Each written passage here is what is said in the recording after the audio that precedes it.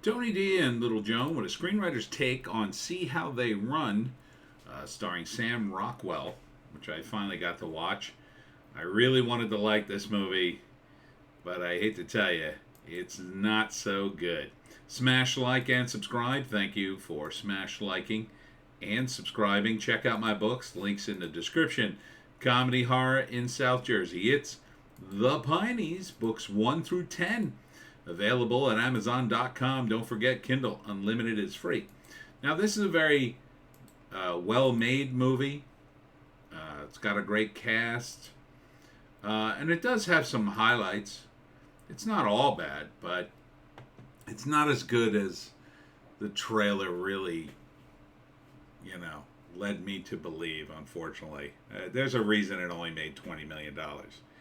So first I'll give you my non-spoiler review if you want to see it for yourself.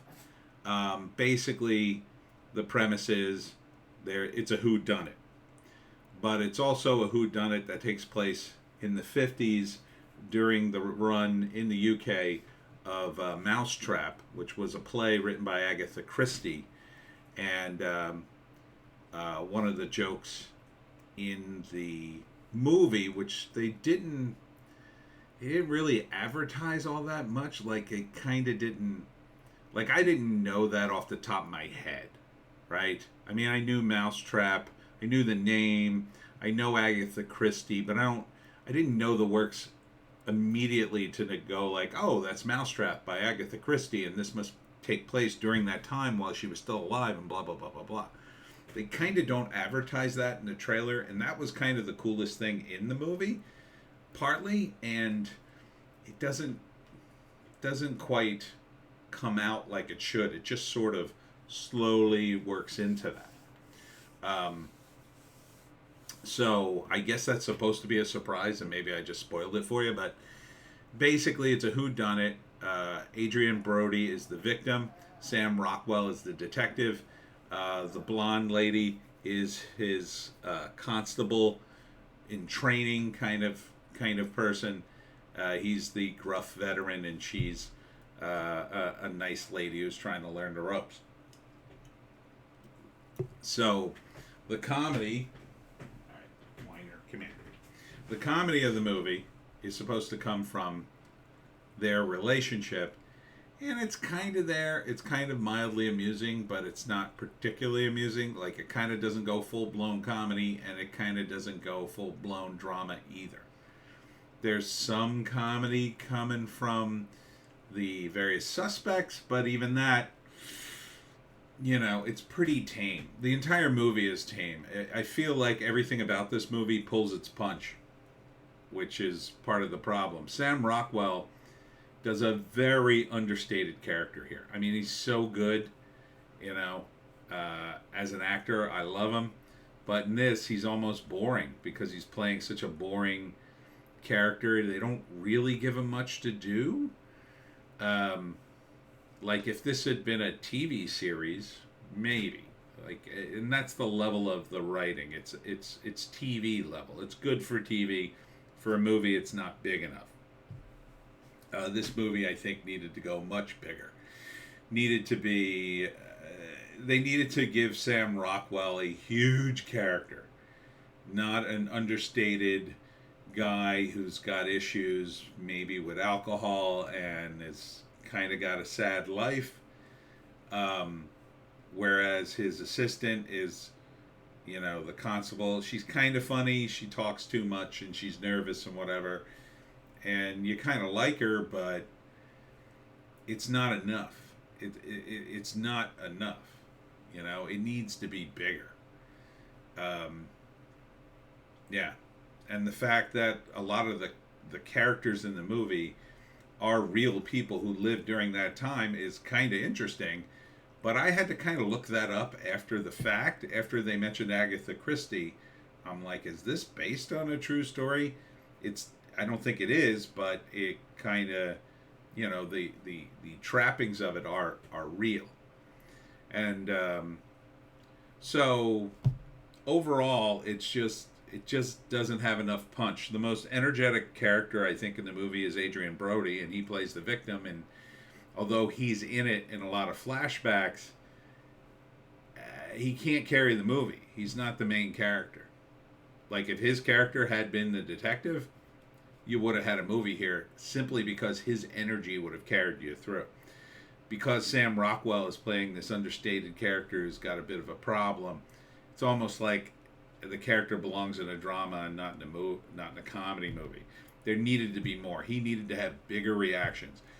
She needed to be more annoying and stupid and doing things that I don't know. The whole movie just plays way low energy for me, and it's not poorly paced. I'll say that it's paced fairly well. I didn't feel like it dragged on. It's under 2 hours. I think it's an hour 40. So but when it was winding down, I just wanted to see who did it and move on. The mystery wasn't that big, and the red herring was at least semi-realistic the way they set it up. So, but ultimately, the payoff isn't big enough. They have this clever bit, which I'll get into in the detailed analysis, but it's not clever enough. It's just kind of there, because, well, let me get into the details. So, as much as I wanted to love this movie, I'll never want to see it again. It's definitely not that good. It's kind of like okay, like if it was on, you could watch it, and it would be kind of harmless, and there would be a few moments. Maybe if you're a super fan of Agatha Christie, you might like it because of all the real people around Agatha Christie who were in the movie, but beyond that, it's just kind of a mild whodunit with mild amusing laughs. All right, so that concludes my non-spoiler review. So here's the spoiler review. And this is where I think you can learn something, screenwriters. Number one, if you're doing comedy, you got to do it. You got to make it funny. Now, is this a comedy whodunit, or is this just a whodunit? If it's just a whodunit, then the emphasis needs to be on the cleverness of the murderer, his victims, the mystery itself, the detective. That's just not here, because Sam Rockwell's character's this is just routine for him. He's kind of tolerating his assistant with good humor, and ultimately he tries to be nice to her, and then in the first act they get teamed up, but the contrast really isn't big enough. Like maybe if it was a little more energy from her and bigger reactions from Sam, his reactions were more like a character who was in a drama. They were very realistic, but they weren't. He wasn't. It's like he wasn't going for the laughs. And he was playing the straight man. That's true. I just would have loved to see more energy from him. Like if he had been more of the kind of drunk who was really into it, really into drinking, and constantly looking for an excuse. And then later, during the serious part of the movie, during the second act, he got serious and sloppy drunk and started crying, something like that. But then they're playing English characters and they tend to be more proper. So I can see why he wouldn't have that take on the character. I just thought this was going to be gangbusters of a movie, and it's just, it's kind of okay. The best scene in the whole movie is the opening scene with Adrian Brody explaining how he's murdered. I mean, he doesn't explain the whole thing, but the lead up to that, that's great. And the scenes with him in flashback are great too, because he has so much energy to him. His character does anyway. The rest of the characters are, mostly they're all English, and they're all very proper and kind of low-key, low-energy characters. You can't do that in a comedy unless there's some kind of contrast going on. Maybe if they're so dry, they are beyond belief. but they weren't either. Like Richard Attenborough, who was a real actor, is in the play, and they kind of don't make fun of him. There was a perfect opportunity to just make fun of actors. Now maybe they couldn't because it was based on a real guy, but there seemed to be an opportunity there to make him like insanely narcissistic, and he could have played that very big and whatever, but he didn't. So it was funny, but not. When I can't even say it was funny. It was just amusing. His performance was okay. Um, the biggest twist in this movie, of course, is when his assistant, Constable Stalker, is her last name, concludes that Sam Rockwell's character is the murderer.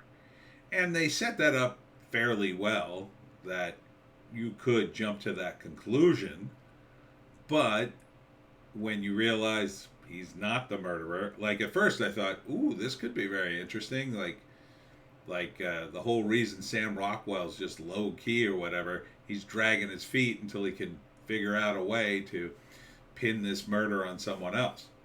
That would have been amazing, and I would have not expected that. But it also would have been a downer because his character is presented as a sad, sort of likable guy who's trying. But they didn't go that way, so you essentially waste all your time with those scenes where she makes this huge mistake and think he's the murderer. Now, they set it up realistically enough, and you could see how she could jump to that conclusion, but ultimately it's just a big waste of time.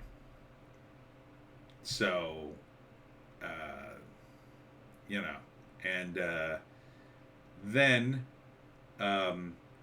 the big payoff in this movie, spoilers ahead if you haven't figured that out already, Adrian Brody pitches to the movie producer his movie ending for Mousetrap because they want to jam more action in it because it's a movie, right? So he pitches this ending, and then that's what happens at the end of this movie. Which, I get why they did that, but it wasn't that clever, Like, it needed...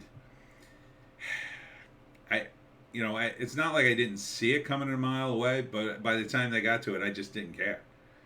I just didn't care. And the moments the lights went out, I kind of knew they were going to do that anyway.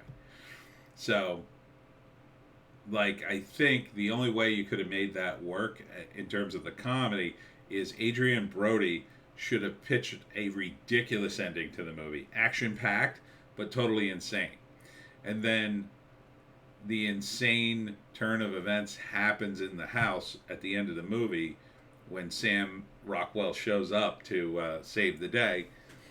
And you laugh because it's such an insane turn of events that Adrian Brody described, and nobody remembers that.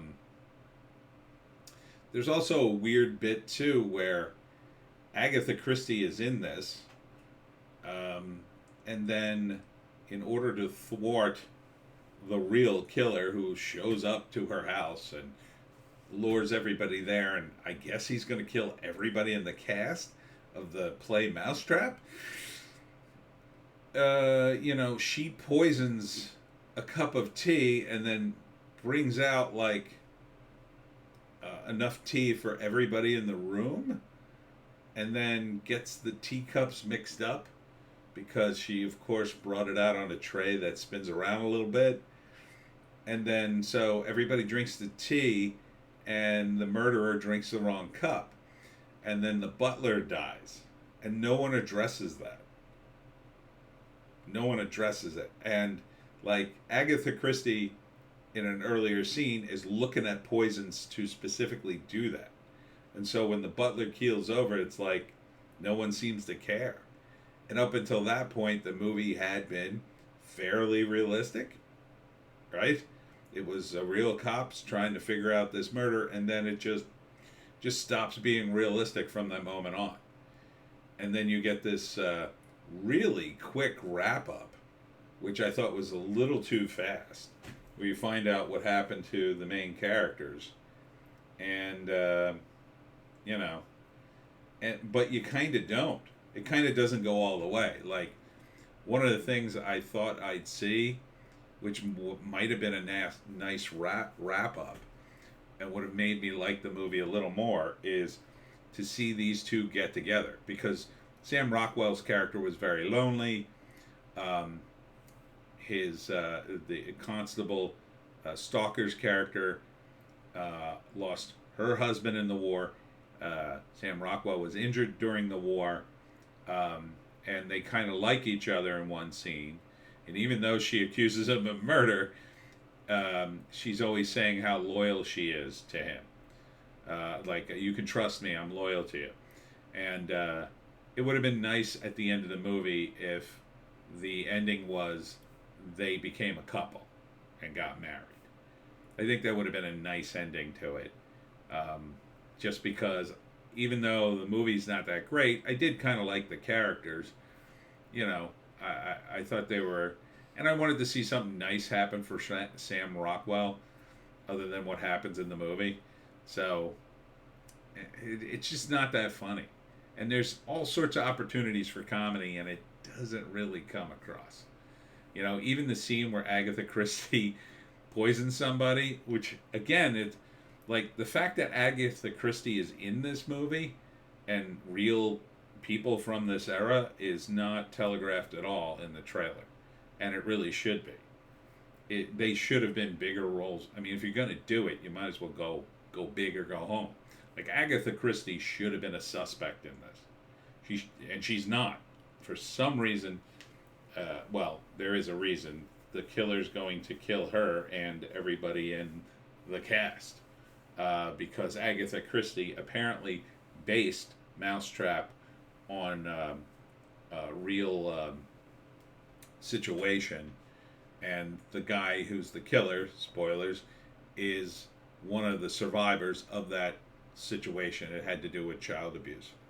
So he's mad that the play is happening at all. So it's not awful. It's just not, it doesn't hit you. It doesn't hit you as being funny. It doesn't hit you as being particularly clever. The only one who seems to be really delivering a great performance is Adrian Brody, who plays the victim and kind of a scumbag. Everybody else is just, they're kind of okay.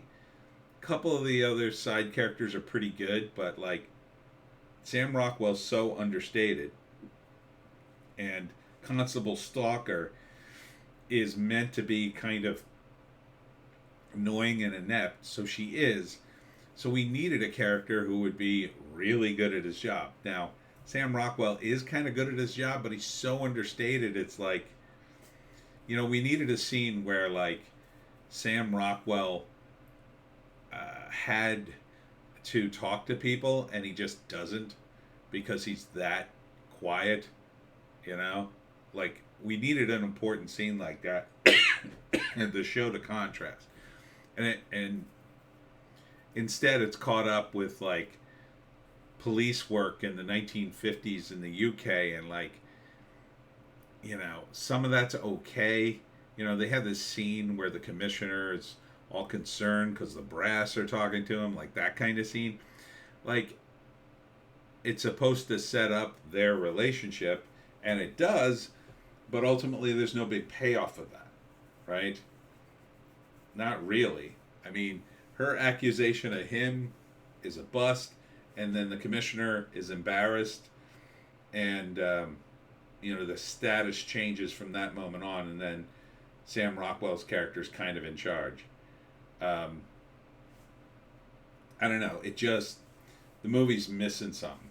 So I can see why it didn't do well.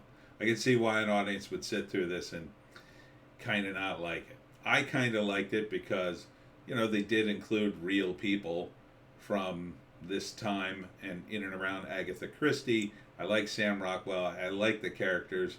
I mean, if I had to rate the movie on a scale from 1 to 10, I'd give it about a 4 or a 5. Like, it's it's pretty watchable. It's just not all that interesting. It's not quite comedy. It's not quite a mystery. It's not quite that clever. It's not quite that bad. It's just kind of there. Um, and see how they run. I don't know where they even get that name. Um, you know, a better name might have been something to do with Mousetrap, or I don't know. But the interesting thing about it, which again I had to look up, is Mousetrap is a play that's run. It's run for, I think they've run the play, like millions of people have seen it. They've run it, so they've run it for like 50 years. It's been performed hundreds and hundreds of times. So it wasn't meant to, and that's kind of amusing. Because part of the plot of the movie is they're going to make a movie out of it, and it's not, the movie director signs a contract that the moment it stops running, he can make a movie based on Mousetrap. And of course, that has yet to happen, except during the pandemic it stopped running, and that's the only time. So that would be amusing, especially during that scene, if you knew that fact. But, this takes place in the 50s.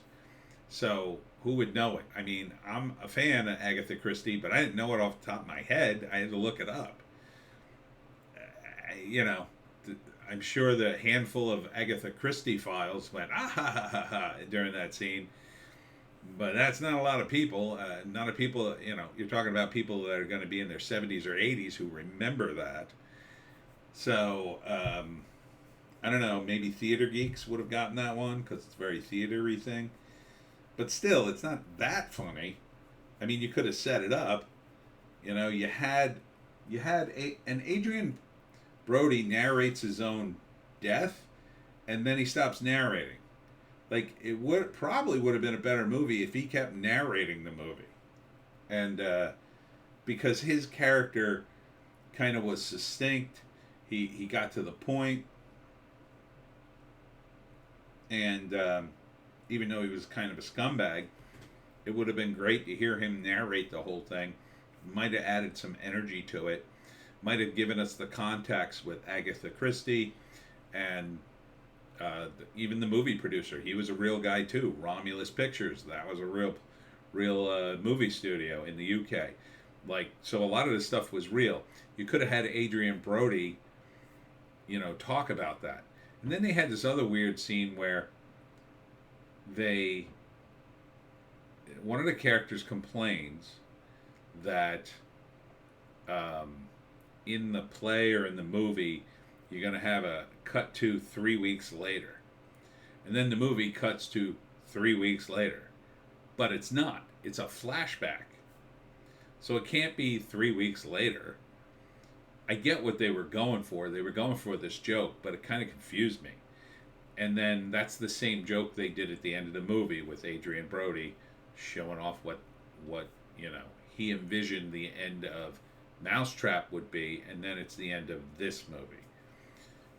And even the fire, a fire starts, and that was part of the ending, but it just starts for no reason. One of the characters makes a Molotov cocktail and throws it. And I can't for the life of me think of me why. And no one seems concerned that Agatha Christie's house is on fire at the end of the movie. So really, the movie's okay all the way up until the climactic scene. It's very clunky and weird and doesn't seem to make any sense to me. I think what you could have done is you either could have focused more on the relationship between these two and made their relationship pay off in that they get together at the end of the movie and they become husband and wife, and now they're both very happy, right? Maybe one of them quits the force. I would suggest that it would be Sam Rockwell. He quits the force because he's very sad and he's seen too much, and he doesn't want to, he retires. In other words, he marries her and retires, and then he finds a fun time And they could have set it up like he always wanted kids, and then his wife cheats on him and has a kid with another man, and that doesn't sit well with him. And then they fall in love, and then they get married, and he because there's a scene where he's making puzzles. I guess he makes puzzles for fun. They don't really explain it. They just show him making puzzles.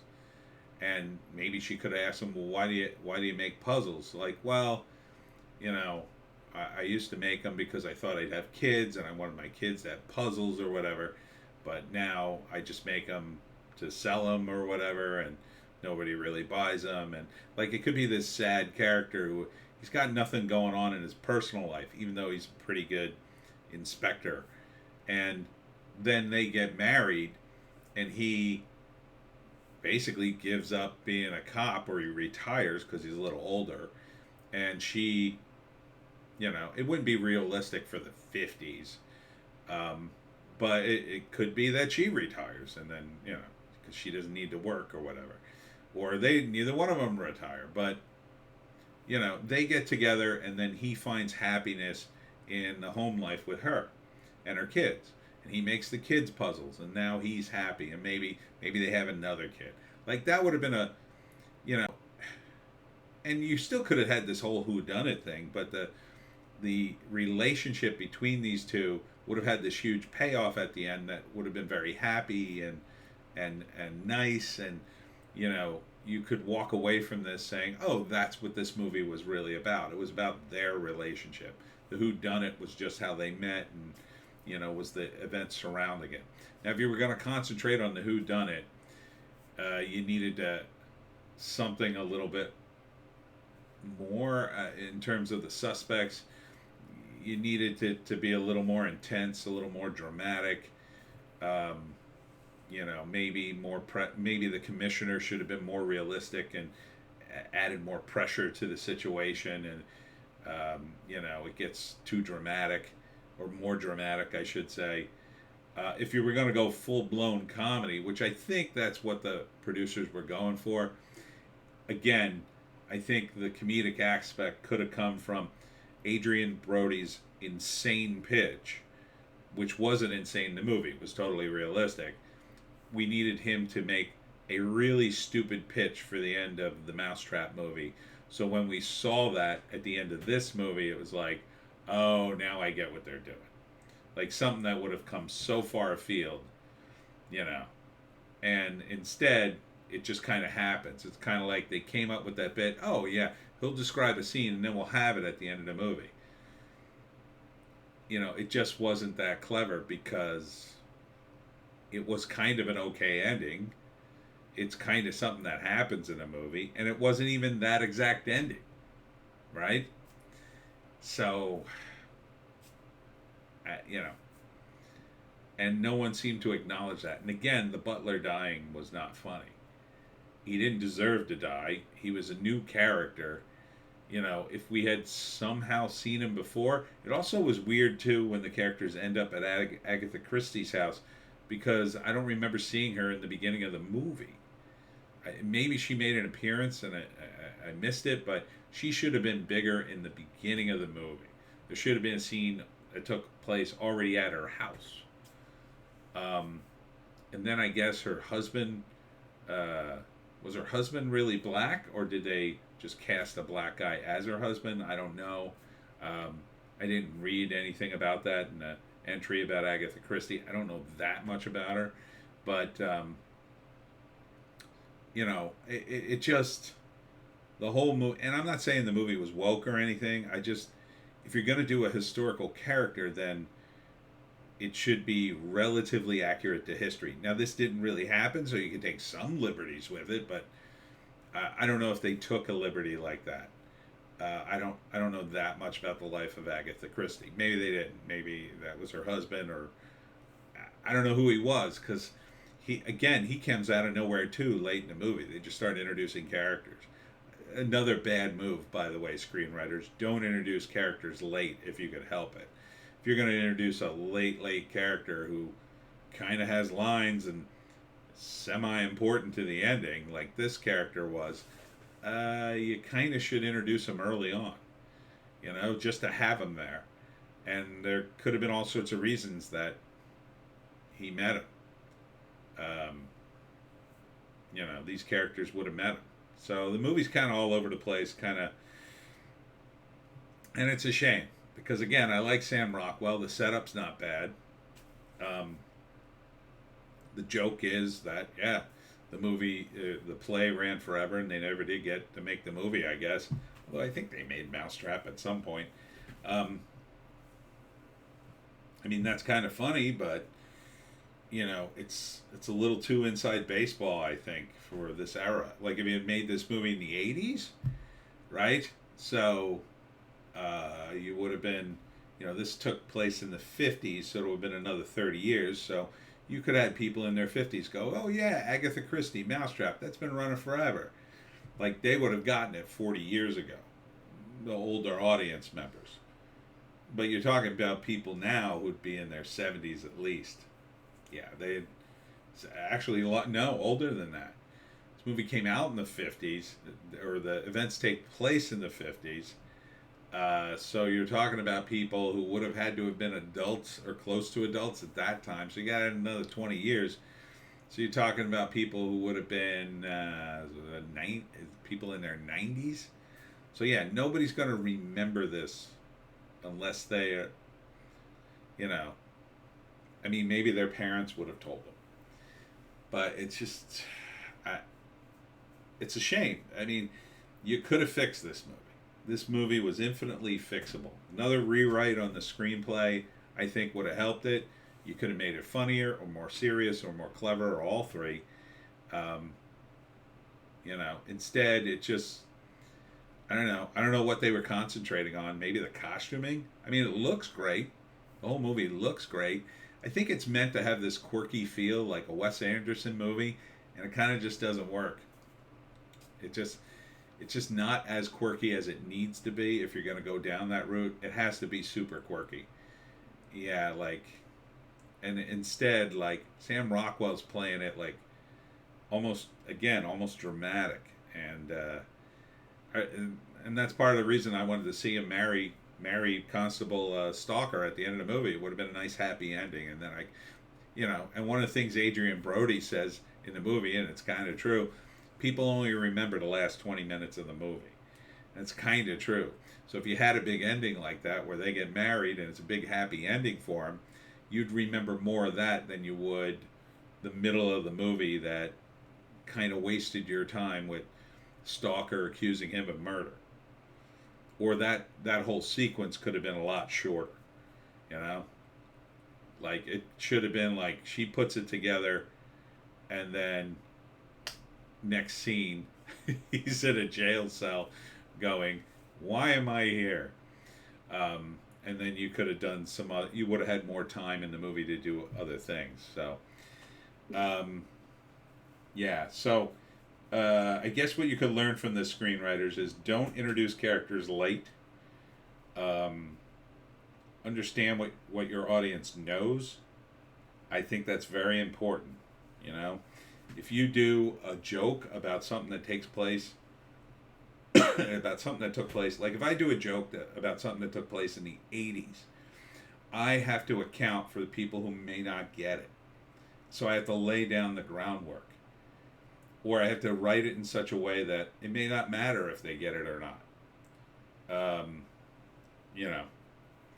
So if I make an '80s reference, the other day, in fact, actually this was when I wrote book 10 of the Pineys, I have a scene where Hemingway, who's my age, says he makes a reference to Gilligan's Island, and then he stops himself and goes, "Oh wait, that's an old reference." And his cousin says, "Well, you are old, cuz." And that's the joke. Hemingway stops himself because he realizes mentioning Gilligan's Island to a couple of younger people, they may not get it. And that's what I think the writers and directors should have done for themselves in this movie. Might have saved you some money, might have made more money. Yeah, this is a reason why this only made 20 million. Looks great. Pacing's good. It's nice and short, but doesn't quite do it for me. And that's it for me, Tony D, and Little Joan. Check us out on Odysee, Bitchute, and Rumble for more bass takes. And we'll see you in the next one.